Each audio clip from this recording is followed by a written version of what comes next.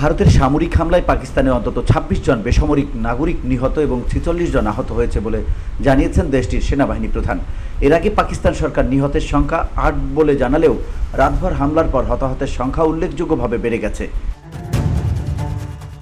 বুধবার ভোররাতে ভারত পাকিস্তানের ৯টি স্থানে সন্ত্রাসী ক্ষেপণাস্ত্র হামলা চালায় বলে জানায় ভারতের প্রতিরক্ষা মন্ত্রণালয়। এর পাল্টা প্রতিক্রিয়ায় পাকিস্তানের সেনাপ্রধান বলেন, ভারতের এই আগ্রাসনের জবাব আমরা আমাদের পছন্দের সময়, স্থান ও পদ্ধতিতে দেব। পাকিস্তান অভিযোগ করেছে ভারতের ক্ষেপণাস্ত্র পাঞ্জাব প্রদেশের ভাওয়ালপুরে একটি মসজিদে আঘাত হানায় এক শিশু নিহত এবং একজন নারী ও পুরুষ আহত হন। এছাড়া মুরিদকে শিয়ালকোট, শকরগড় ও পাকিস্তান শাসিত কাশ্মীরের মুজাফফরাবাদ ও কোটলি এলাকায় বিস্ফোরণের ঘটনা ঘটেছে। মুজাফফরাবাদ শহরে বিদ্যুৎ বিচ্ছিন্ন হয়ে পড়েছে এবং শহর ছেড়ে পালাচ্ছে সাধারণ মানুষ, জানিয়েছেন স্থানীয় সাংবাদিকরা। পাকিস্তানের পররাষ্ট্র মন্ত্রণালয় একে যুদ্ধ ঘোষণার শামিল বলে উল্লেখ করেছে এবং জাতিসংঘের নিরাপত্তা পরিষদকে জানানো হয়েছে যে জাতিসংঘ সনদের ৫১ অনুচ্ছেদ অনুযায়ী আত্মরক্ষার অধিকার প্রয়োগ করা হবে।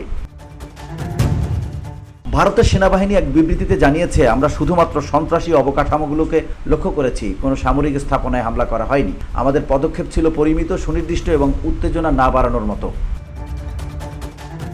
তবে পাকিস্তানের প্রতিরক্ষা মন্ত্রী খাজা আসিফ বলেন, ভারতের লক্ষ্যবস্তু ছিল বেসামরিক এলাকা, কোনো সামরিক ঘাঁটি নয়। পাকিস্তানের জবাব দেবে এবং সকালের আগেই তা দেখা যাবে। এই হামলা এমন এক সময় হলো যখন ভারতীয় প্রধানমন্ত্রী নরেন্দ্র মোদী ঘোষণা দেন ভারতের পানি আর বাইরের দিকে যাবে না, যা ইঙ্গিত করে ইন্দাস জল চুক্তি নিয়ে নতুন উত্তেজনার দিকে।